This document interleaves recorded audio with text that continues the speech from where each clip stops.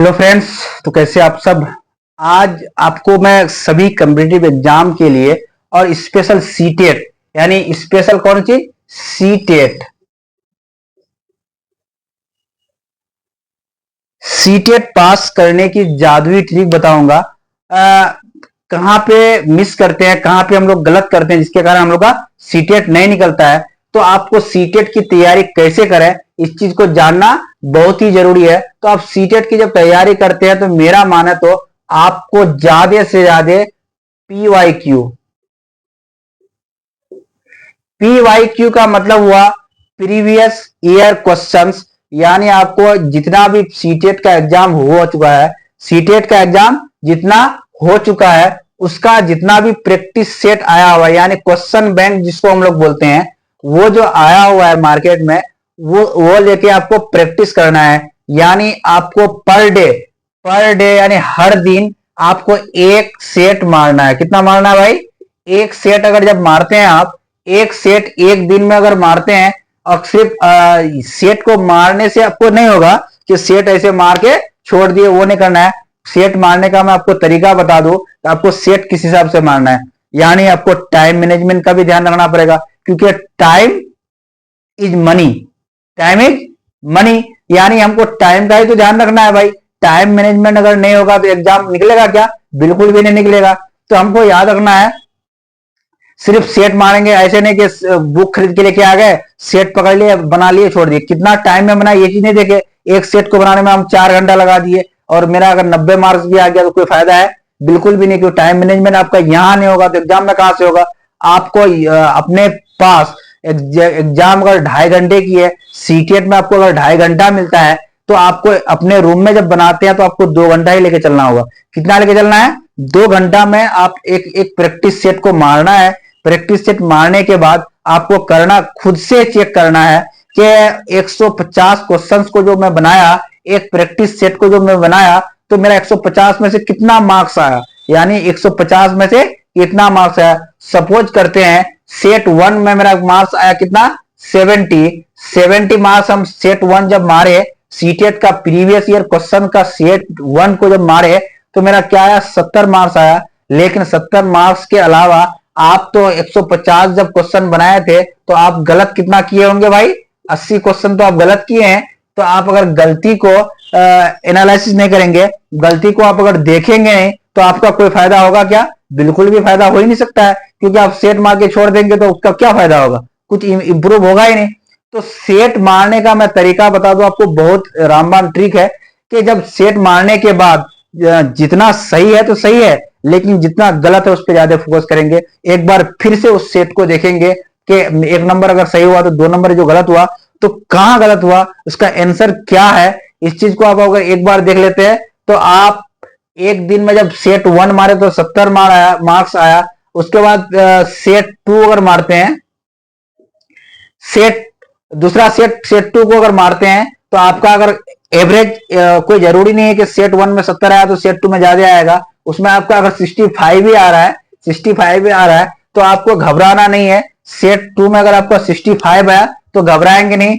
फिर इसको एनालिसिस मारेंगे, फिर इसको देखेंगे कि हम कहां कहां गलती किए। 85 क्वेश्चन जो मेरा गलत हुआ, 85 क्वेश्चन जो मेरा गलत हुआ तो हम कहां गलत किए। उसके बाद फिर से तीसरा दिन में हम लोग सेट 3 को मारेंगे। सेट 3 को जब मारेंगे तो इसमें अगर आपका मेरा 78 मार्क्स आया, कितना आया भाई? 78 मार्क्स अगर आया तो आप फिर से देखेंगे कि कहां गलत किए हैं। उस चीज को देखने के बाद आप कंटिन्यू 10 सेट मारेंगे। कितना सेट मारेंगे भाई? 10 सेट मारने के बाद आप फिर से क्या करें? 10 सेट तो मार लिए, कितना इंप्रूव हुआ वो चीज पता तो चल नहीं रहा है। तो हमको पता क्या करना है? फिर से सेट 1 में आना है। कहां आना है भाई? फिर से सेट 1। क्योंकि बुक को एक बार बनाने के बाद आप तो बुक को फेंक नहीं देंगे, बुक को तो आपके पास रखना है। तो फिर से सेट 1 मारेंगे। हमको याद रखना है कि सेट 1 में मेरा 70 मार्क्स आया था। सेट 1 मारे थे अगर पहली बार फर्स्ट अटेम्प्ट में, कितना आया था मेरा? 70 मार्क्स आया था। तो फिर से दोबारा जब हम सेट 1 को ही मारते हैं फिर से चेक करते हैं कि कितना मार्क्स आया।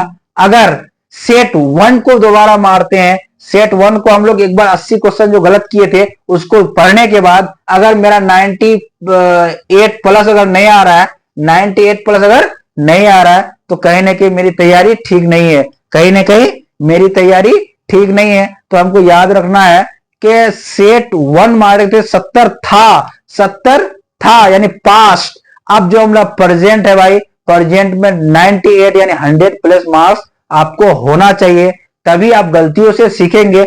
अब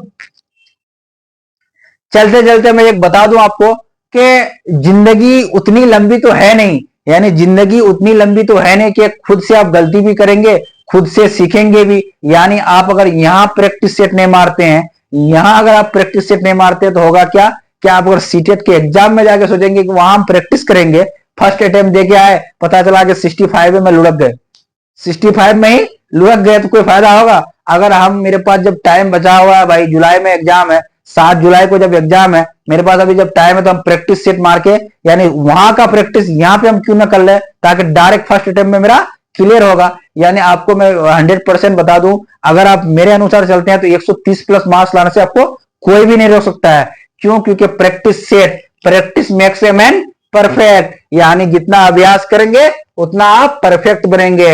यानी जैसे क्रिकेटर लोग वो देखते हैं, जब पिच पे उतरता है तो उसके पीछे कहीं ना कहीं कितना अभ्यास रहता है, तब जाकर के अच्छा परफॉर्मेंस देता है। तो आपको यहाँ प्रैक्टिस करना है, खाली अगर पढ़ते चलते हैं तो कोई फायदा होने वाला नहीं है। आप प्रैक्टिस जब तक नहीं करेंगे, आप तब तक आपको पता नहीं चलेगा कि मेरा कितना स्तर है, कहां तक पहुंचे हैं। तो एक तो ये बात हो गई प्रैक्टिस सेट मारने का जो तरीका मैं बता दिया, प्रैक्टिस सेट कैसे मारना है तो पता चली गया आपको।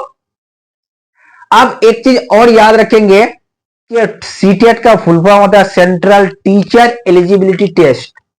किसके लिए एग्जाम दे रहा है भाई? टीचर बनने के लिए। किसके लिए एग्जाम दे रहे हैं हम लोग? टीचर बनने के लिए। तो अब टीचर बनने के लिए एग्जाम देते हैं तो स्टूडेंट की तरह सोचेंगे तो चलेगा क्या? चलेगा? बिल्कुल भी नहीं चलेगा। क्योंकि आप जब स्टूडेंट की तरह ही सोचते हैं, टीचर बनने की एग्जाम देते हैं, आप स्टूडेंट है वो मानते हैं, सही है, लेकिन जब आप एग्जाम देने के लिए बैठ जाते हैं तो आपको स्टूडेंट सोचना ही नहीं होगा। आप अगर स्टूडेंट सोचते हैं एग्जाम देने टाइम में भी, तो आप कहीं ना कहीं 10 से 15 मार्क्स आपका कम आएगा। 100% है, 10 से 15 मार्क्स आपका लेस जाएगा, माइनस जाएगा। क्यों? क्योंकि आप स्टूडेंट बन के सोचेंगे तो आपका सोचने का नजरिया अलग हो जाएगा, एग्जाम गलत हो जाएगा। तो आपको क्या बन के सोचना है भाई? टीचर। टीचर बन के आपको सोचना है। यानी आप ये नहीं सोचेंगे कि हम लोग डीएलएड या बीएड कर लिए, हमारा एज अभी कितना है, 21 22 है, तो हम लोग तो अभी स्टूडेंट है। स्टूडेंट बन के सोचेंगे अगर एग्जाम में, तो हम लोग का क्या होगा, याद रखेंगे मेरी बात को, 10 से 15 मार्क्स आपका माइनस जाएगा। अगर यूं ही आप टीचर बन के सोचते हैं, आप क्या बन के सोचते हैं? टीचर बन के सोचते हैं, तो आपका टीचर बनने की सोचना भी आपके लिए क्या हो जाएगा, बहुत प्रॉफिट देगा, आपको 10 से 15 मार्क्स इंक्रीज करा देगा, यानी बढ़ा देगा।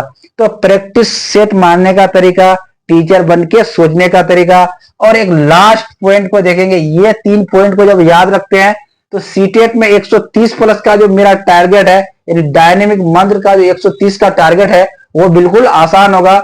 सभी स्टूडेंट्स को बहुत प्रॉफिट होगा और वो आसान है। यानी देखिए, हर चीज का एक रूल होता है, हर चीज का एक सिस्टम होता है। तो आप सिस्टम के अनुसार चलते हैं, रणनीति के अनुसार चलते हैं, तो आप सफलता निश्चित होता है। अब ये जो लास्ट में बता रहा हूं, इसमें क्या रखना है? Tag word.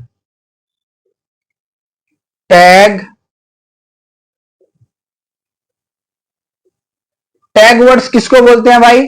टैग वर्ड्स हम लोग बोलेंगे निगेटिव और पॉजिटिव को। यानी क्या करना चाहिए, क्या नहीं करना चाहिए, क्या करना चाहिए, क्या नहीं करना चाहिए। यानी एक बच्चा जो होता है, एक स्कूल में जब एक बच्चा होता है, तो वो एक्टिव होना चाहिए या पैसिव होना चाहिए, वो सक्रिय होना चाहिए या निष्क्रिय होना चाहिए, उसको बहुभाषिकता को सम्मान देना चाहिए या बहुभाषिकता को हम लोग को सम्मान देना नहीं चाहिए। इस तरह की वर्ड आते हैं सीटेट में। जब आता है कॉम्पिटिटिव एग्जाम में, जब हम लोग देखते हैं, तो टैग वर्ड्स को ध्यान में रखना होगा। ये टैग वर्ड्स प्लेलिस्ट में मेरा मिल जाएगा आपको, टैग वर्ड्स वाला video, negative and positive tag words वाला वीडियो आप प्लेलिस्ट में जाके देख सकते हैं। वहां जाके जब देखते हैं तो आपका सीटेट 100% आसान होगा।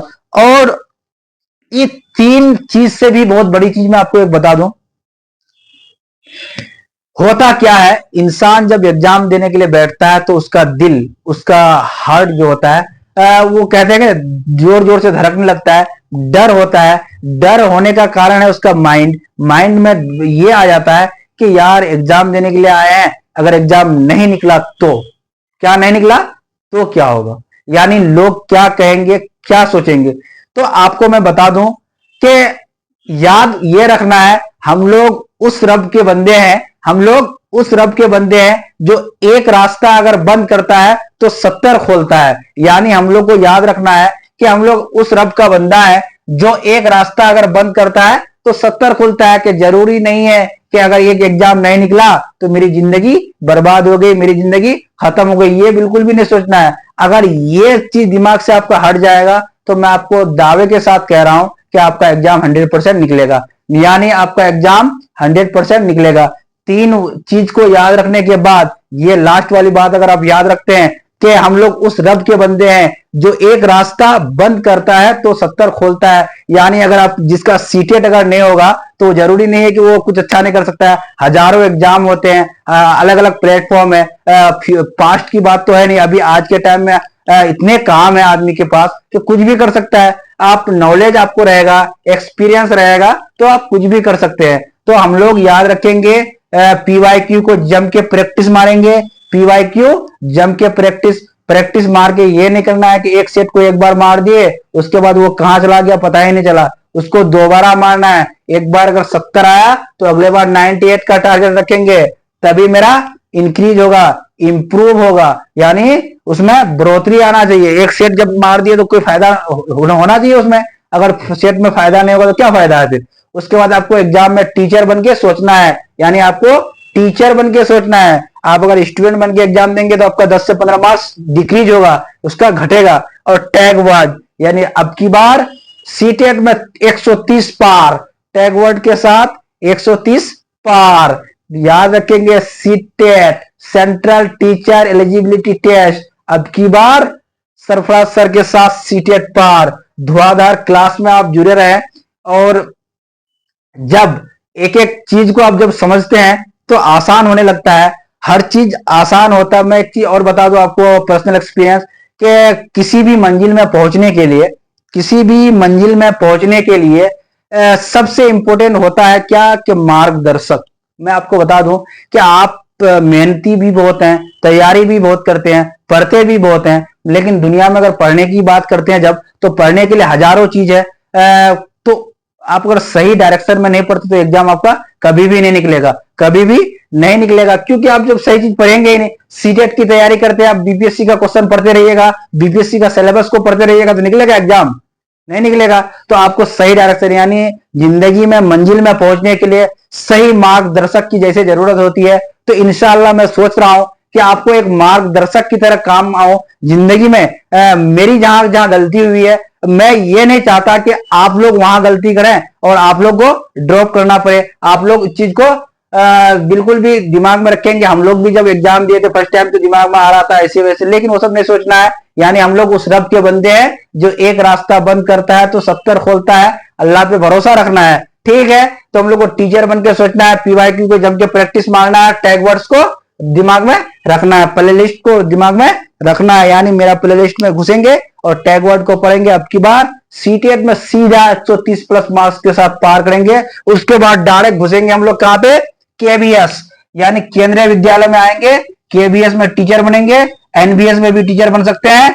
एनबीएस का मतलब हुआ नवोदय विद्यालय, केबीएस का मतलब हुआ केंद्रीय विद्यालय। हम लोग जाएंगे नवोदय में, केंद्रीय विद्यालय में जाके टीचिंग करेंगे। और सीटेट के साथ आप ये नहीं सोचेंगे कि जॉब में आएंगे, केबीएस या एनबीएस में जाना पड़ेगा। और अगर ऊपर से चलते हैं अपना बिहार, अगर बिहार में जो ही इंटर मारेंगे वहां जाके आपको करना होगा बीपीएससी पार। क्या करना पड़ेगा भाई, बीपीएससी पार। बीपीएससी जो होता है स्टेट लेवल का, बीपीएससी टीआरई यानी टीचर वाला एग्जाम भी लेता है। तो आपको अगर बिहार में टीचर बनना है तो बीपीएससी टीआरई 3 पास करना पड़ेगा। टीआरई 3 कहने का मतलब है कि अभी टीआरई 3 चल रहा है, आगे टीआरई 4 चलेगा। तो इस तरह से आपको अगर सीटेट के बाद आप सोचते हैं सीटेट के बाद क्या करेंगे, केबीएस है, एनबीएस है,